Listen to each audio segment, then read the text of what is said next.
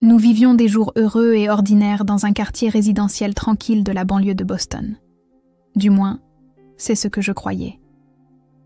Je m'appelle Emily, je suis graphiste et je travaille à domicile. Le matin, je me prépare un café et je m'installe à mon bureau dans le salon pour commencer ma journée. De la fenêtre, j'aperçois notre petit jardin. C'était l'automne et les couleurs des feuilles étaient magnifiques. Mon mari, Michael, part de la maison à 7 heures chaque matin et rentre habituellement tard le soir.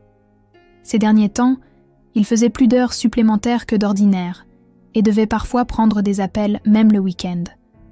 Je ne savais pas grand-chose de son travail. Chaque fois que je posais des questions, il se contentait d'esquiver la réponse avec un rire vague. Nous avons une fille de 8 ans nommée Lily. C'est une enfant vive et amicale, qui a beaucoup d'amis à l'école. Mais récemment, j'ai senti que quelque chose avait changé. Elle avait commencé à se réveiller en pleurant au milieu de la nuit, de plus en plus souvent. Quand je me précipitais dans sa chambre, je la trouvais trempée de sueur et tremblante. « Maman, j'ai fait un cauchemar. » « Quel genre de cauchemar ?» Mais Lily se contentait de secouer la tête et refusait d'en parler. Je serrais ma fille contre moi et lui frottais doucement le dos. Les enfants font tout le temps des cauchemars. C'est ce que je me disais. Ma sœur cadette, Jessica, est mère au foyer. Elle est mariée à David depuis 5 ans. J'avais entendu dire que David travaillait dans le département marketing d'une grande entreprise. Ils ont une fille de 6 ans, Sophie, qui est la meilleure amie de Lily. La maison de Jessica se trouve à environ 30 minutes de route de la nôtre, dans un quartier huppé. Leur maison est bien plus grande et plus belle que la nôtre. Un après-midi, Jessica m'a appelée. Sa voix était toujours vive et joyeuse. « Emily, es-tu libre samedi prochain ?»« Samedi ? Oui, je suis disponible. J'organise une fête d'anniversaire pour Sophie. Venez tous les 3, Michael aussi, et Lily, bien sûr. C'est merveilleux. Lily va être folle de joie. Je prévois de faire les choses en grand. J'ai engagé un traiteur et nous installons un immense château gonflable dans le jardin. Les enfants vont adorer. » Après avoir raccroché, j'ai vérifié le calendrier. Je ne connaissais pas l'emploi du temps de Michael, mais il devrait être libre le week-end. Ma relation avec ma sœur était bonne. En fait, Jessica comptait énormément pour moi. Après la mort précoce de nos parents, nous nous étions toujours soutenus. Voir sa famille heureuse me rendait heureuse aussi. Mais il y avait une chose qui me dérangeait. Dernièrement, Jessica me contactait de plus en plus fréquemment. « Veux-tu que je prenne Lily pour le week-end ? Sophie adorerait. Et si Lily venait dormir chez nous pour les vacances ? » J'appréciais la gentillesse de ma sœur, mais pour une raison que j'ignorais, je déclinais sans cesse ses offres. Je ne comprenais pas moi-même pourquoi. J'avais juste ce sentiment très fort que je ne voulais pas laisser partir Lily. Ce soir-là, Michael est rentré à la maison. Il était plus tôt que d'habitude. Alors qu'il enlevait ses chaussures dans l'entrée, il m'a regardé et m'a souri, mais son sourire semblait un peu fatigué. « Bon retour. Tu es en avance aujourd'hui. »« Oui, pour une fois. » Michael est allé dans le salon et s'est assis sur le canapé. Il a sorti son smartphone et a fixé l'écran. C'était devenu une habitude ces derniers temps. Il vérifiait constamment son téléphone pendant les repas, en regardant la télévision, tout le temps. C'est quelque chose d'important ? Non, je vérifie juste des trucs du boulot. Pendant que je préparais le dîner, je lui ai parlé de l'invitation de ma sœur. Samedi prochain, il y a la fête d'anniversaire de Sophie. Elle veut que toute la famille vienne. Michael est resté silencieux un instant. Puis il a lentement hoché la tête. « D'accord, allons-y. »« Vraiment ? Et ton travail ? » ?»« Ça ira. Je serai là, c'est promis. » Il y avait quelque chose de différent dans ses paroles, quelque chose que je n'arrivais pas à définir, mais je n'ai pas posé plus de questions. J'étais heureuse que nous passions plus de temps ensemble en famille. Cette nuit-là, après avoir couché Lily, je me suis assise en face de Michael dans notre chambre. Lily fait beaucoup de cauchemars en ce moment.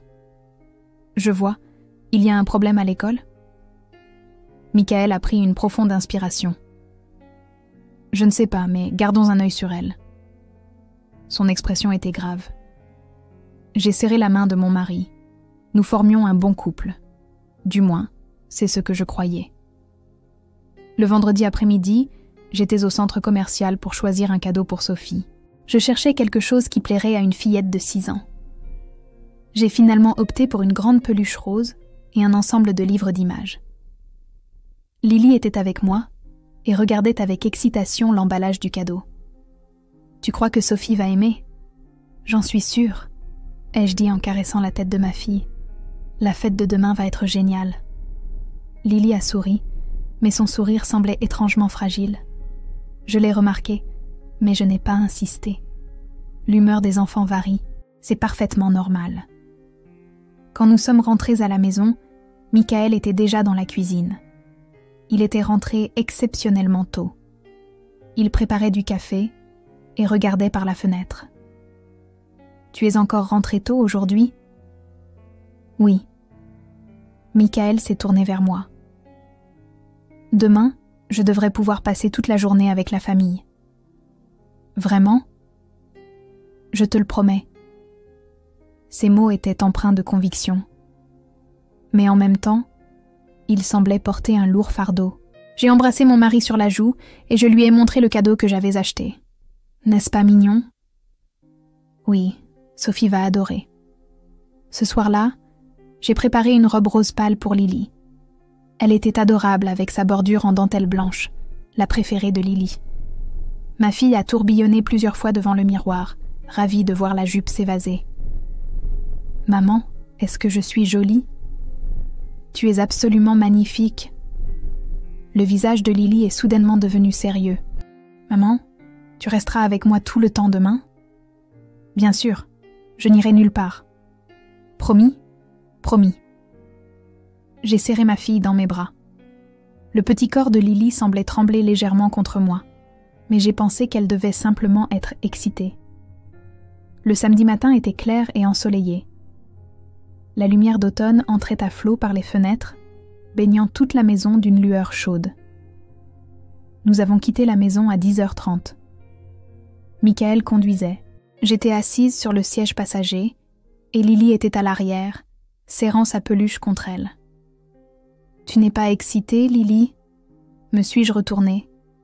Lily a légèrement hoché la tête, mais son expression était rigide. « Ça va ?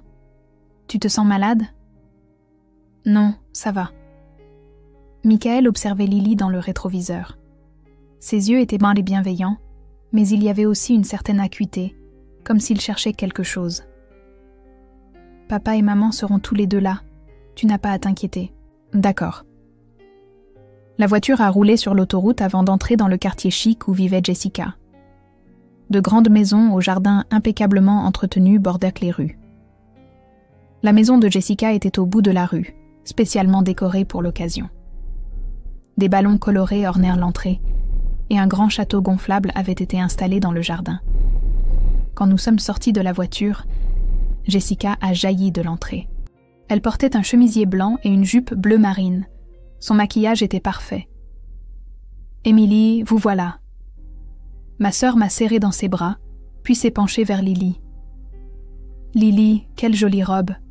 On va bien s'amuser aujourd'hui. » Lily s'est contentée d'un léger sourire. À l'intérieur de la maison, plusieurs parents étaient déjà réunis.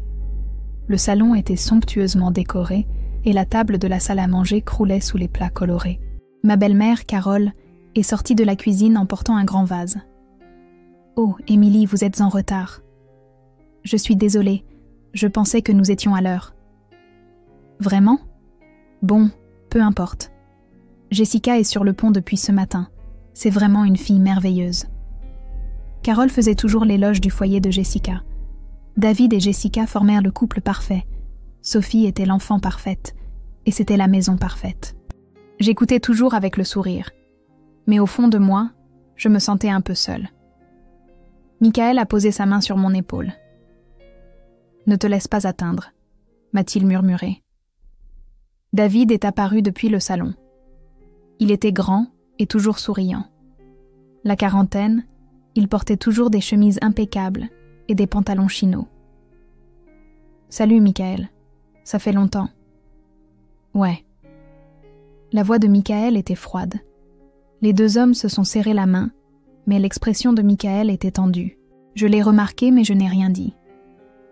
Les relations entre hommes peuvent être compliquées. Lily, viens par ici.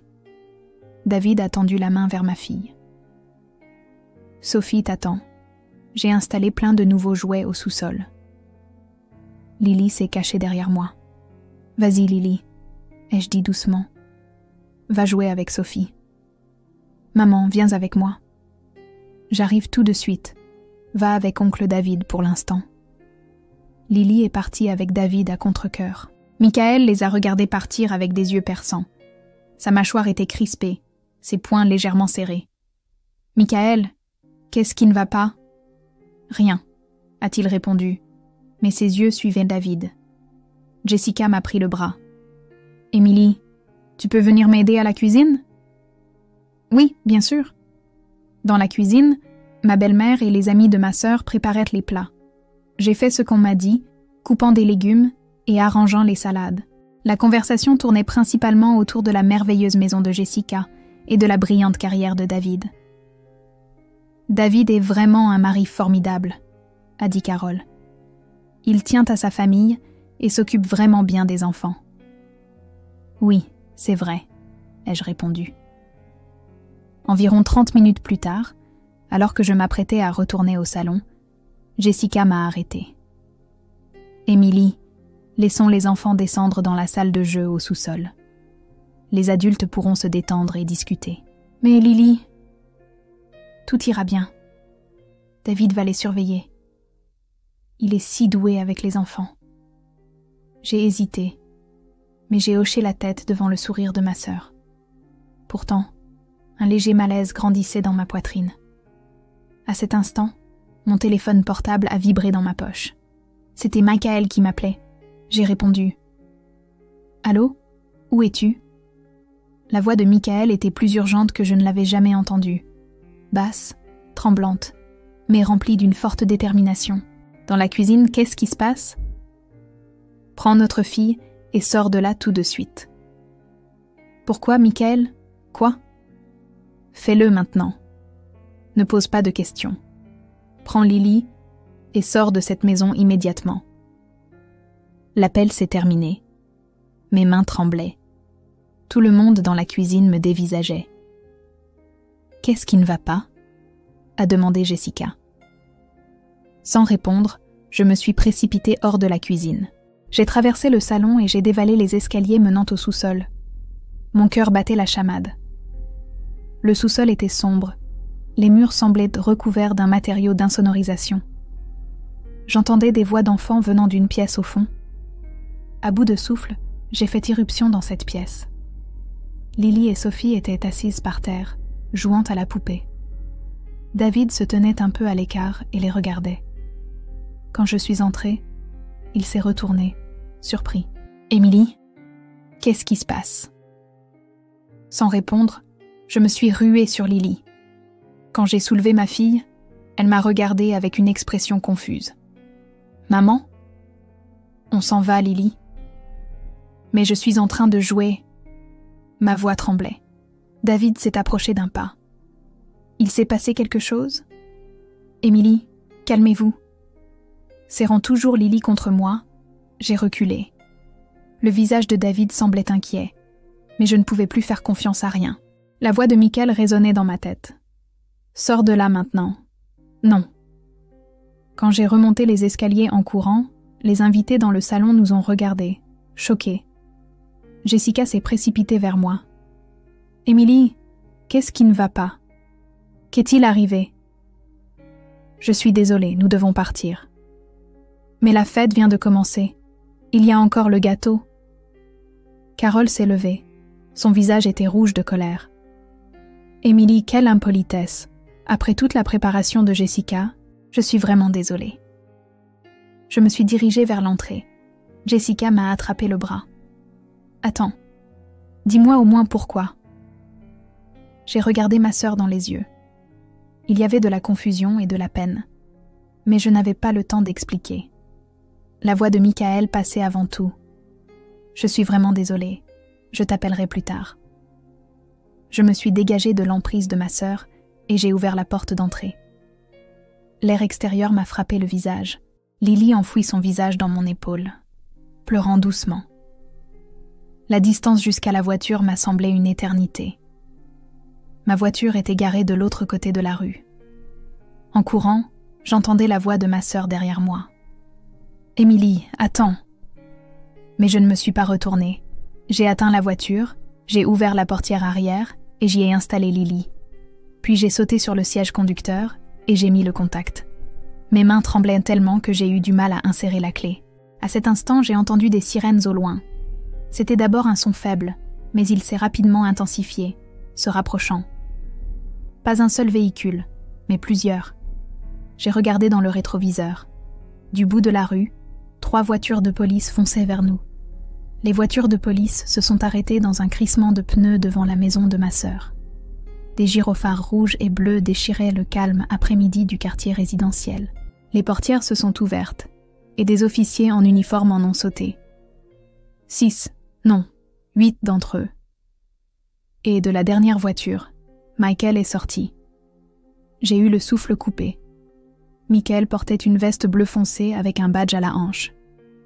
Il a parlé avec les officiers, puis s'est dirigé vers la maison. Ses mouvements étaient rapides, entraînés.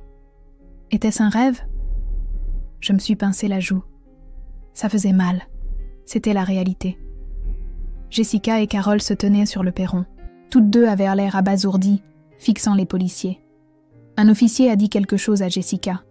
Ma sœur a secoué la tête et a crié quelque chose, mais j'étais trop loin pour entendre. Michael et plusieurs officiers sont entrés dans la maison. J'étais assise dans la voiture, agrippant le volant, incapable de bouger. Lily pleurait sur la banquette arrière. « Maman, j'ai peur. »« Ça va, papa est là. » Mais j'avais peur, moi aussi. Je ne comprenais absolument rien à ce qui se passait. Quelques minutes plus tard, Michael est ressorti de la maison avec 2 officiers, et entre eux se trouvait David. David avait les mains menottées. Son visage était pâle et il criait quelque chose. Jessica a hurlé. Elle a tenté de courir vers David, mais une femme officier l'a arrêtée. Carole s'est effondrée sur les marches du perron, le visage entre les mains. Les voisins sortirent de chez eux, observant la scène à distance. Une mère tenant un enfant, un vieil homme promenant son chien, un jeune homme qui faisait son jogging. Tout le monde s'était arrêté pour regarder cette scène anormale. David a été poussé dans une voiture de patrouille. Un instant, ses yeux se sont tournés vers ma voiture. Il y avait de la colère dans ce regard. Non, plus que ça, de la haine et de la peur. Michael s'est approché de ma voiture. Son expression était dure, fatiguée, mais il y avait aussi du soulagement. Il a ouvert la portière côté conducteur et m'a regardé. « Ça va, Michael? Qu'est-ce que c'est que tout ça? Je t'expliquerai plus tard. Pour l'instant, partons d'ici. Mais Jessica, la police va s'occuper d'elle. Toi et Lily devez partir d'ici immédiatement. » Michael a regardé sur la banquette arrière et a parlé doucement à Lily. « Lily, c'est papa. Tout va bien maintenant. » Lily a légèrement hoché la tête à travers ses larmes. Michael a posé sa main sur ma joue. « Tu as été courageuse. Tu as bien fait. Je ne comprends rien à tout ça. Je sais, mais fais-moi confiance pour l'instant. Toi et Lily êtes en sécurité. C'est le plus important. » Devant la maison de ma sœur, le chaos régnait toujours. Jessica s'était effondrée au sol, pleurant violemment. Carole parlait à une femme officier, mais nous jetait de temps en temps un regard furieux. Une autre patrouille transportant David s'est éloignée, sirène hurlante. Michael m'a tapoté légèrement l'épaule. « Rentrons à la maison. Je t'expliquerai tout là-bas. » « Et Sophie? Est-ce que Sophie va bien ?» L'expression de Michael s'est assombrie. « Les services de protection de l'enfance sont là. Elle sera protégée, elle aussi. » Les mains tremblantes, j'ai démarré le moteur. Avant de partir, j'ai regardé une dernière fois la maison de ma sœur. Jessica s'était relevée et regardait dans notre direction. Ses yeux étaient remplis de larmes, son expression pleine de confusion et d'incompréhension. Je ressentais la même chose. Que s'était-il passé? Pourquoi Michael était-il avec la police? Pourquoi David avait-il été arrêté? Tout était un mystère. Mais une chose était sûre. Michael nous avait protégé notre fille, et la raison devait être bien plus grave que tout ce que je pouvais imaginer. La voiture a quitté le quartier résidentiel tranquille et a rejoint la route principale. Dans le rétroviseur, je voyais la maison de ma sœur rapetissée. Les ballons colorés flottaient toujours à l'entrée. Quand nous sommes rentrés à la maison, Michael a emmené Lily dans sa chambre. Épuisée, elle s'est endormie immédiatement. Je me suis assise sur le canapé du salon et j'ai couvert mon visage de mes mains. Mon corps tremblait. Michael est revenu et s'est assis à côté de moi. Il a pris une profonde inspiration, puis a commencé à parler calmement. « Je suis détective. » J'ai levé les yeux. « Un détective ? » Je fais partie de l'unité des enquêtes spéciales du département de police de Boston. Je suis spécialisée dans les crimes impliquant des enfants. J'étais sans voix. Pendant 10 ans de mariage, mon mari avait fait ce genre de travail.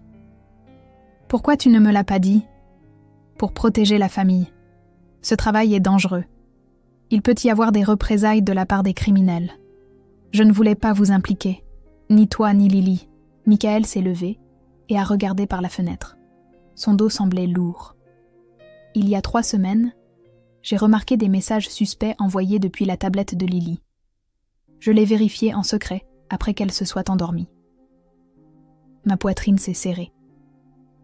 Quel genre de message ? Ils venaient de David. Au début, c'était des choses comme « On jouera avec Sophie » ou « La prochaine fois, on fera des jeux encore plus amusants ». Mais peu à peu, le contenu a dégénéré. Michael s'est retourné et m'a regardé. Ses yeux étaient emplis de colère et de tristesse. J'ai immédiatement signalé cela à mon supérieur. Une enquête sur David a commencé et nous avons découvert quelque chose de terrible. Il a posé un dossier sur la table basse. Il y a 5 ans, David a été licencié de son précédent emploi. La raison était un contact inapproprié avec la fille d'un collègue, mais la famille de la victime n'a pas voulu faire d'histoire, donc cela n'a pas été signalé à la police. J'ai couvert ma bouche avec ma main. Il a épousé Jessica juste après ça.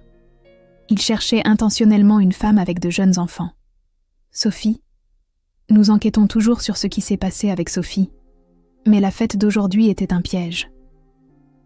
Michael a ouvert le dossier et a sorti plusieurs photos. C'étaient des photos du sous-sol de la maison de ma sœur. Il y a 2 mois, David a rénové le sous-sol.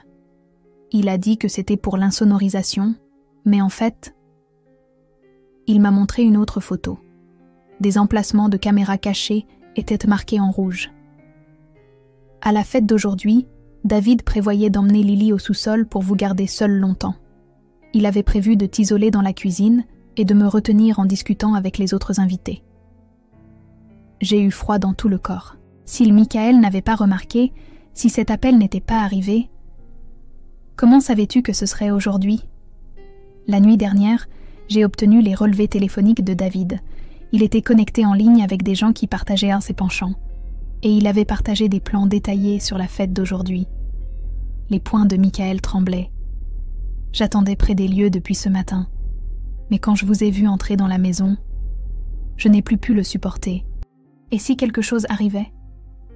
Et si j'arrivais trop tard? Il a serré ma main. Sa main était froide. C'est pour ça que j'ai appelé. Je te faisais confiance. Je n'avais pas le temps d'expliquer, mais je savais que tu comprendrais. J'ai serré mon mari dans mes bras. Son corps était raide mais chaud. « Merci », ai-je murmuré, « d'avoir protégé Lily. » Nous sommes restés enlacés en silence pendant un moment. Le lendemain après-midi, Carole a appelé. J'ai répondu au téléphone avec hésitation. « Émilie. » La voix de ma belle-mère était glaciale. « Comprends-tu ce que tu as fait ? » Tu as détruit la vie de Jessica. David est innocent. C'est une erreur de la police. Et pourtant, tu t'es enfui et tu as couvert tout le monde de honte. David est coupable. Il y a des preuves. Des preuves? Quelles preuves? Quelque chose que Michael a fabriqué, n'est-ce pas? Il n'a jamais aimé David depuis le début. J'ai agrippé le combiné. S'il vous plaît, acceptez les faits. David était une personne dangereuse. Tais-toi. La voix de Carole est devenue stridente. À cause de toi, Jessica va divorcer. Tu as exposé la honte de cette famille à toute la communauté. Je ne veux plus te parler. L'appel s'est terminé. Ce soir-là, Jessica a appelé. J'ai hésité, mais j'ai décidé de répondre. Émilie. La voix de ma sœur était faible et tremblante. Jessica, tu savais pour David? Non, Michael me l'a dit pour la première fois hier. Il y a eu un silence. Puis Jessica a dit « Je savais, pas tout, mais je sentais que quelque chose n'allait pas. » Parfois, Sophie pleurait au milieu de la nuit. Elle disait qu'elle ne voulait pas aller dans la chambre de David. Mais la voix de Jessica s'est brisée. Je pouvais dire qu'elle pleurait. J'ai détourné le regard. Je voulais être vue comme la famille parfaite. Maman et tout le monde faisaient l'éloge de notre famille, alors je ne voulais pas avoir de doute. Les larmes me sont montées aux yeux aussi. Jessica, ce n'est pas ta faute. Non, ça l'est, s'est écriée ma sœur. C'est ma faute. En tant que mère, je n'ai pas protégé ma fille et je t'ai blâmée. Hier, avec maman, je t'ai critiquée. Ça va maintenant, Émilie. Je suis désolée. Je suis tellement désolée. Au téléphone, nous avons pleuré ensemble pendant un moment. Cette nuit-là, quand Michael est rentré du travail, il m'a serré dans ses bras. L'interrogatoire de David a eu lieu aujourd'hui. As-tu découvert quelque chose? Il a avoué. Il a admis avoir abusé de Sophie et qu'il visait Lily à la fête d'aujourd'hui. Je me suis effondrée sur une chaise. Mais c'est fini maintenant. Il ne sortira jamais. Quelle est sa peine? Le procureur requiert 15 ans. Michael s'est assis à côté de moi et m'a tenu la main. J'ai juste protégé ma famille. C'est mon travail. En tant que policier, en tant que père et en tant que mari. J'ai regardé mon mari. Pendant ces 10 années, je ne l'avais pas vraiment connu. Mais maintenant, je comprenais clairement qui il était. Il était notre protecteur. Qu'est-ce qui va se passer maintenant pour nous? Nous continuons nos vies normales. Lily suivra une thérapie. Toi aussi, si tu en as besoin. Et Jessica. Michael a pris une profonde inspiration. C'est à toi de décider. Mais pour l'instant, il vaut mieux garder une certaine distance. J'ai hoché la tête. Je ne pouvais pas blâmer ma sœur. Mais la sécurité de Lily était la priorité absolue. Cette nuit-là, en regardant ma fille dormir, j'ai fait un vœu. Quoi qu'il arrive, je protégerai cet enfant. La sécurité de ma fille est plus importante que l'honneur familial, plus importante que les apparences. Michael m'a enlacée par derrière. Nous allions continuer à vivre tous les trois, comme une vraie famille. 3 mois ont passé. Un matin d'hiver, je préparais du café dans la cuisine, en regardant la neige par la fenêtre. Lily se préparait pour l'école, et je l'entendais chanter depuis l'étage. C'était la première fois que je l'entendais chanter depuis ce jour-là. Le portable de Michael a sonné. Il a répondu, a parlé un moment, puis m'a regardé avec une expression grave.